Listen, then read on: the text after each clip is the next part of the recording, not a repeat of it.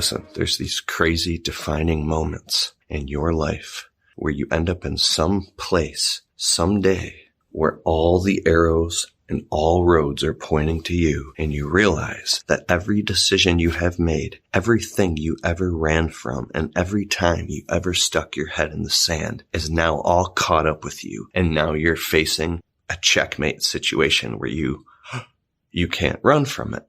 And the only way out is through. This is what it was like, and what it can be like when you finally get out of dead-end jobs and you start your own small business. The level of responsibility you have to face, the amount that you have to grow professionally and personally just to get a business off the ground and go full time and get it to the point where it can feed a family and pay all your bills. If you've done that already, you have made it. You are a success. Like, never mind looking out at people that have $1 million businesses. If you figured out how to get out of the job trap and you got your business off the ground and you got it sustainable and it pays all your bills and all your taxes and you're still working your tail off, but you have made it, right? Now it's only up from here. But what I'm saying is, in the beginning, it's a constant, can be terrifying uphill battle. I remember many times in my landscaping business, which I still have today, right? The terrifying moments of underquoting jobs, 20% into a job, realizing, oh my God, I'm not going to make any money off this, and I have bills to pay. And those decisions where I can't run from this. I cannot run from this. And then you go home and you look in your wife's eyes or your spouse's eyes, and you can't run from that anymore. What I mean is that you have to work on yourself and grow the relationship, work on the business and grow it, work on your education. You start questioning, what are you doing with every single minute of your day, every moment? How are you wasting time and energy? What are you worrying about? Where are you squandering? What are you not appreciating? And I used to call, it might sound ambiguous what I'm saying. Why is Keith talking in circles? But hear me out. My friend Rob, who's the coach, I always talk about Coach Rob. I used to call him late at night. I'd even call him at 3 a.m, terrified. I'm like, bro, please, can you talk with me? He's like, what's going on? It's like you're walking a tightrope over fire, like on a pirate's plank. He says you're being squeezed through the cracks. That's what's happening. It's a form of suffering that leads to enlightenment. You are being squeezed through the cracks. And hopefully you're being squeezed up towards the light. It will divide you and separate you and squeeze you and rip you apart down to the molecule.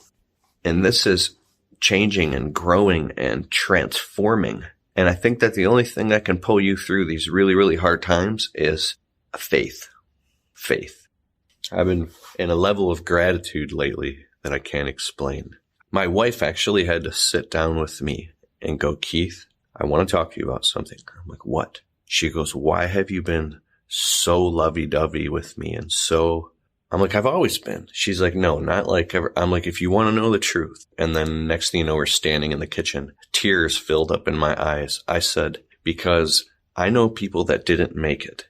They didn't make it figuratively, and they literally didn't make it. I know a lot of people. See, this is what happens. I think this is a little bit of maturity and wisdom that comes into your life, hopefully sooner than later. And I'm experiencing some of this, I think, because I wake up in the morning in a nice warm bed in a nice house with food in the fridge, and my wife is right next to me.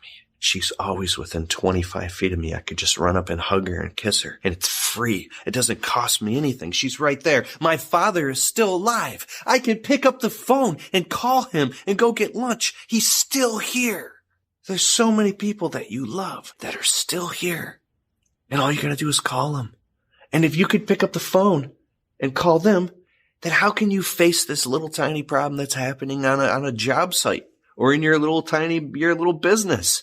Because as long as you're alive and you're awake and you're breathing and you've got your hands and your feet, you're not in a freaking wheelchair. Even if you're in a wheelchair, I know a guy who's in a wheelchair who figured out how to build his whole business doing all this other stuff, and he's going to make it. And he's going to be fine. He figured it out, right? What I mean is every moment above ground is a good day. And so what you need is a paradigm shift.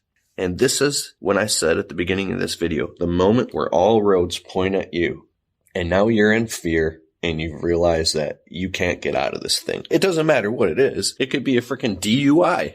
It could be some horrible situation. But as long as you say that I co-created this situation, me, and I take full responsibility for this right now, no matter how hard this thing is, I take full responsibility right now. Whew, that's tough, right? But you can do it. You can do it. You can do it. You can do it. Many, many men and women before you have been through far more horrible things. You can do it. And if you feel like you can't do it, go pick up a book called Man's Search for Meaning by Dr. Viktor Frankl and listen to that on audible.com. That book will give you a checkup from the neck up. Okay. But so what I'm saying is, I'm talking about an instantaneous quantum paradigm shift in the moment when you're like on a job site and you're like, this sucks. I underquoted this thing. I got bills due. I got debt. I got family problems. I got someone in my problem who's a horrible alcoholic. Like all these things that suck so bad that makes your life a living hell. If it is, what if all of a sudden, right in that moment, you were like, you woke up as if though, like you woke up from a deep sleep. And you looked around and said, oh my God, I got the world at my fingertips. I'm here now. This is a great opportunity. This is a great opportunity to learn and grow. Go watch a Christmas movie called, oh my God, It's a Wonderful Life. Go watch that on, I think it's on Netflix or Amazon Prime. Go watch it. It'll give you a checkup from the neck up. As all of a sudden the man realizes that he didn't die or something, and all of a sudden, like, he runs and he's hugging and kissing his wife and his children and he's happy and it's Christmas! Like, when you change the way you see things, the things you see change. When you realize that the decisions that you make based off when your intention is right and you have positive expectancy and you believe in yourself and you believe in love, real love, and you have faith and you take action based off faith and love. You run up to the person that you're at odds with, and you grab them and shake them and look in their eyes and say, I'm sorry. I love you. I love you. I love you. Stick around as Keith returns with more of the Untrapped podcast in just a moment. Jill's office provides friendly, professional receptionists for small business owners just like you. We can help answer your calls, and we can even schedule estimates and jobs for you. Try Jill's office today and get a $25 discount when you say Untrapped. Just go to jillsoffice.com.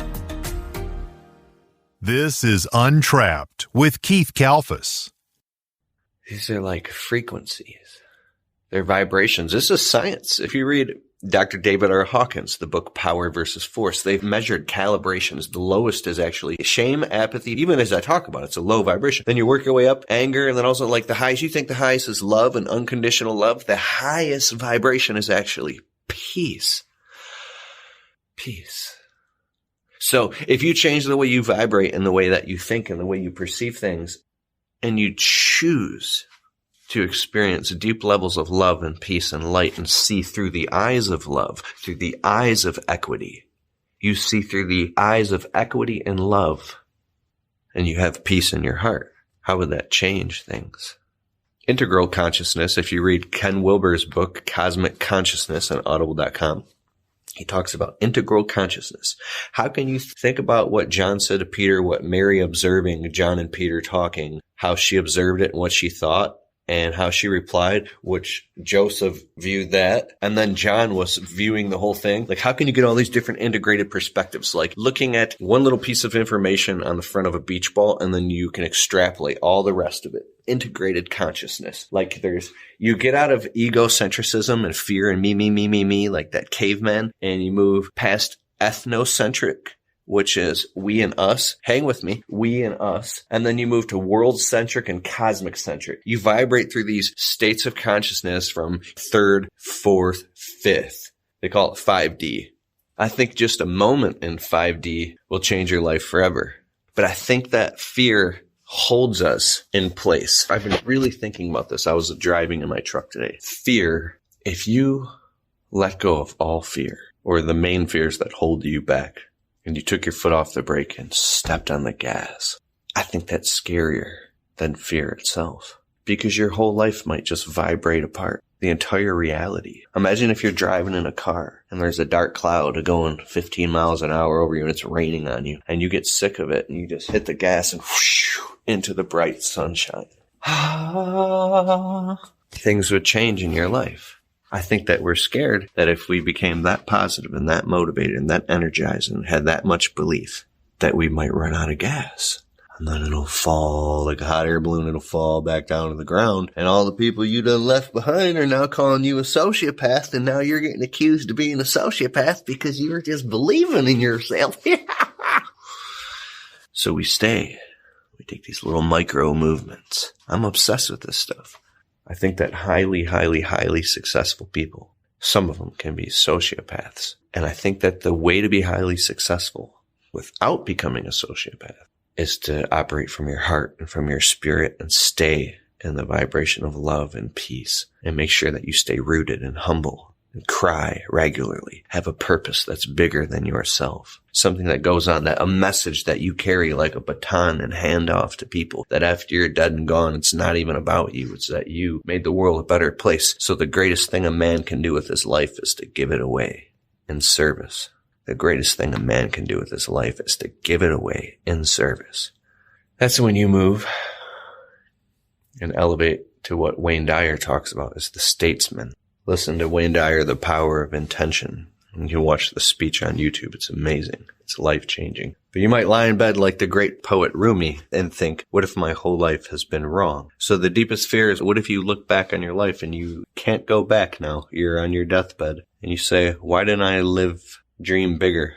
Why didn't I live to my fullest potential? Why didn't I have those difficult conversations with that person and grab them and shake them before they drank themselves to death? I could have done something, but I was too scared. I didn't have the guts. Why didn't I have the courage to go on that trip or to make that phone call or to give it my all or to break through when that client was upset about this thing and say, no, don't you understand? I care from the bottom of my heart and I actually care about you. And I'm going to make sure this thing gets finished instead of maybe sticking your head in the sand and walking away in shame. And now the client thinks that you're a flake when you could have stood your ground and showed them that you really actually cared. I think there's something to say about having courage, because your belief in your own ability to figure things out, that's courage, right? And when you have courage and you operate from a place in love, you can have a righteous anger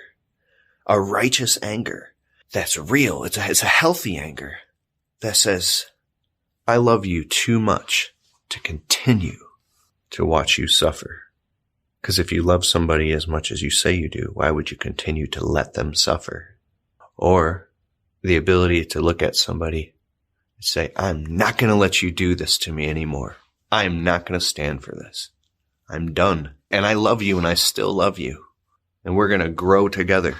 But I'll be damned if you're going to do this to me ever again. All it takes is that one time. Maybe you got to look in the mirror in your own eyes. I'll be damned if you ever do this to me ever again. I used to have pep talks with myself. Look in the mirror. I still do. Look in the mirror, in my own eyes, and say, don't you ever do that ever again. Kelphus. What was it? Underquoting a job. And out there for like 3 days for free, making no money, going, what was I thinking? Then I'll go home covered in dirt under my fingernails, eating spaghetti with the wife, go in the bathroom, brushing my teeth, and just pause and look in the mirror and say, don't you ever do that ever again. And when you feel that sting and you fall on your sword like a warrior, don't run, fall on your sword and feel the sting. And you remember that sting. And next time you're walking around with the client and the client says, oh, this is about $5,000 in work. I think you could do it for, the client might not even be saying that. You might be talking yourself down. Yeah, I could do it for $1,200. And then you're out there again. There you are again. Doing $3,000 worth of work for $1,200. You done did it all. At the end, you made like $74 profit. And now you're upset. At who? You. And then we build all these stories of why it is the way it is. And we tell ourselves, we build a bullshit story. And we repeat the story and we tell other people, we campaign for votes. And then, but the truth is we didn't take responsibility. At least for in this country, we have the opportunity to move upstream. There are people in other countries who have to work all week to make $74. If they're lucky. Even worse. We're in the United States. I'm not trying to get political, but so you're feeling and testing the world, and you're building these paradigms and these different states of consciousness all the time and experiencing different states of consciousness, right? But sometimes we get stuck and then we think that that wall doesn't move anymore and that's just the way it is. And so we stop trying and pushing and trying to figure out the combination, and we got so much stuff going on and we're so distracted that we just think that's the way it are. And then you walk around for the next 5-10 years with a belief that you developed when you were like 19. And you just go on thinking that, or 5 years ago, whatever, right? And then, but it's time to revisit those old beliefs and re-question everything and just question your whole life and reality and your own thoughts and your own self-limiting beliefs and say, whoa. I just had this self-limiting belief. Is it actually a self-limiting belief? Wow. When my wife was upset about something, did I really actually put myself in her shoes and feel how she felt and really go, oh, wow, you're really upset? There's all these different things, and I can talk about for 20 hours, and I'm going to. I'm creating a brand new course right now. This is something I've been waiting, that's been brewing inside of me since 2008. 13 years, 14 years. And it's all coming together now, and I'm filming it soon. It's called Know Your Worth. And I'm kind of scared of it because I know that this is what I was meant to do. Know your worth. Know your worth. Here's some plans. Working on. All right, I'm going back in the house. You got this. You got this. Listen to this crazy guy on the internet. I'm looking in your eyes right now, right? You're like, this guy's crazy. I'm looking in your eyes right now. I'm telling you, listen. Your dreams are real. Don't doubt that they can come true. Because if you got here, it's a miracle that you got here. You can definitely get there. But here's the big secret. There is here. And when you realize that you're in total gratitude here and now, you just start to walk in it. You just got to believe that you're worthy of it and know your worth. And it'll just show up like clockwork. Just show up.